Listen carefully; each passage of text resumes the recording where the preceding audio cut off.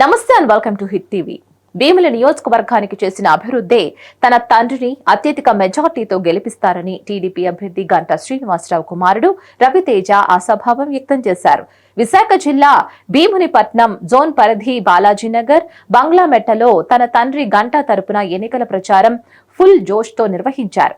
ఈ సందర్భంగా రవితేజకి మహిళలు హారతులు పట్టారు. ఇంటింటికి తిరుగుతూ టీడీపీ మేనిఫెస్టో కరపత్రాలను కార్యకర్తలతో కలిసి పంపిణీ చేశారు. ఈ నేపథ్యంలో రవితేజ పథకాలను వివరిస్తూ ప్రజల్లో అవగాహన కల్పించారు. టీడీపీ, జనసేన, బీజేపీ నాయకులు, కార్యకర్తలు పెద్ద సంఖ్యలో ఎన్నికల ప్రచారంలో పాల్గొన్నారు. టీడీపీ హయాంలోనే భీముల నియోజకవర్గం అభివృద్ధి పదంలో పయనిస్తుందని అన్నారు. అప్పటి అభివృద్ధే ఇప్పటి వరకు కనబడుతోందని తెలిపారు.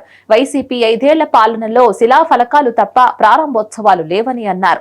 తన తండ్రి గంటా శ్రీనివాసరావు రాకను ప్రజలు బలంగా కోరుతుంటున్నారని అన్నారు. ఇక పల్లెల్లోనూ గ్రూపులన్నీ కలిసికట్టుగా నీరాజనాలు పలుకుతున్నారని అన్నారు. 2024 ఎన్నికల్లో టీడీపీ అత్యధిక మెజార్టీతో విజయం సాధిస్తుందని ధీమా వ్యక్తం చేశారు.